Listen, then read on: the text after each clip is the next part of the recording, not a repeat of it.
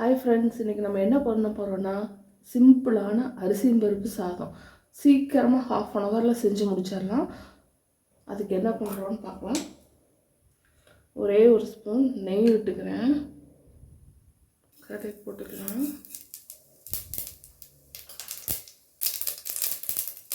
ஒரே ஒரு பச்சை மிளகாய், கருவேப்பிலை,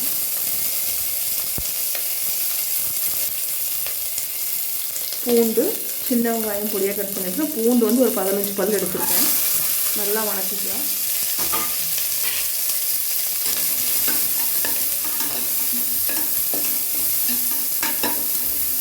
இது கூடவே சீரகம் போட்டுக்கலாம். சீரகம் எடுத்து வச்சுருங்க, ஒரு ஸ்பூனு சீரகம் போட்டுக்கலாம்.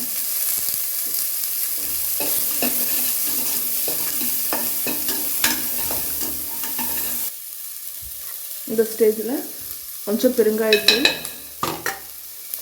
மல்லித்தூள் போட்டுக்கலாம். நல்லா வணக்கிட்டு ஒரு 2 வணக்கம் வணக்கிட்டு கூடவே தக்காளியும் போட்டு நல்லா வணக்கிக்கலாம்.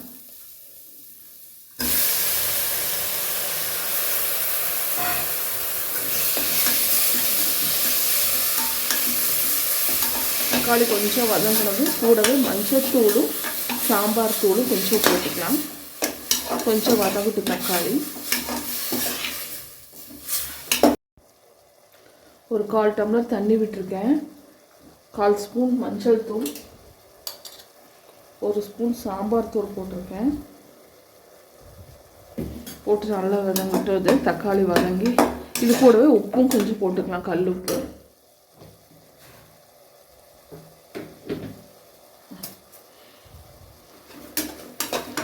கொஞ்சம் இது ட்ரை ஆகட்டும். இந்த ஸ்டேஜில் அடுப்பை ஸ்லிம் பண்ணிவிட்டு அரிசியும் பருப்பும் கழுவி வச்சுருக்கேன். அரிசி 1/2 ஹவர் ஊற வச்சுருக்கேன். பருப்பு அது கூட போட்டிருக்கேன். கொஞ்சமாக பருப்பு போட்டுக்கோங்க. 1/4 சுட்டி அரிசிக்கு சும்மா 1/4 டம்ளர் போட்டிங்கன்னா போதும்.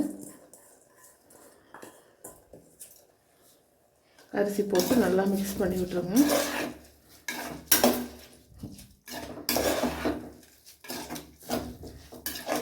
கூடவே மல்லித்தலையும் தூவி தண்ணி தேவையான அளவு ஊற்றி உப்பு செக் பண்ணி பார்த்துட்டு 3 விசில் விட்டு இறக்கிக்கலாம்.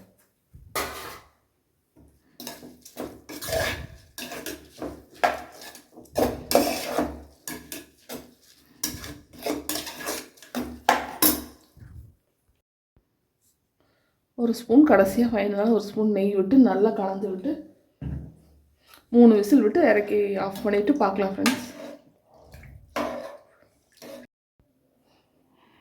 விசில் அடங்கிடுச்சு ஃப்ரெண்ட்ஸ். ஓப்பன் பண்ணி பார்க்கலாம். அருமையான அரிசி பருப்பு சாப்பாடு ரெடி.